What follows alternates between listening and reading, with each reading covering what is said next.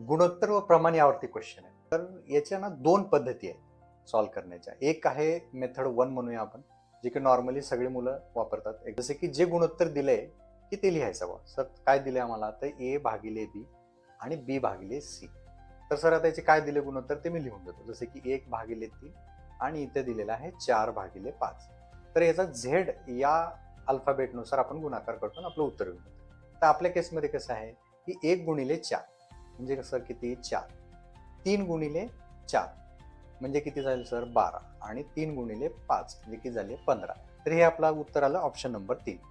पण आता जेव्हा आपल्याला C/D पण देईल म्हणजे चौथा आपल्याला तिसरा गुणोत्तर देईल आणि A/B/C जर काढा म्हणलं तर ही वाली मेथड फेल होते. तर मग याला दुसरा काय उपाय आहे? तर दुसरी एक मेथड आहे एकदम सोपी. जे कितीही गुणोत्तर जरी दिले तरी त्या आपण त्याला सॉल्व्ह करू शकतो. तर सर ती पद्धत काय आहे? तर ती अशी आहे की जेवढे काही आपल्याला अल्फाबेट दिले ते लिहून घ्यायचे की जसे आपल्या केसमध्ये A, B आणि C दिले.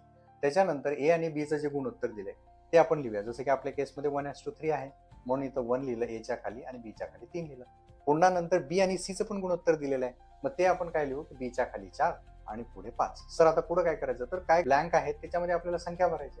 तर या ब्लँकमध्ये कुठली संख्या भरायची? तर या ब्लँकच्या लेफ्ट हँड साइडला किंवा राईट हँड साइडला जी संख्या आहे ती आपण जशी तशी तिथं उतरवतो. तर आपल्या केसमध्ये 3 आहे म्हणून मी सर इथं 3 लिहिलं. इथं लेफ्टला तर काही नाहीये. म्हणजे राईटला आहे 4 तर मी सर 4 लिहून घेतलं. झालं संपला आपला प्रश्न. आता याला कसं सॉल्व्ह करायचं? तर यांचा गुणाकार करून घ्यायचा.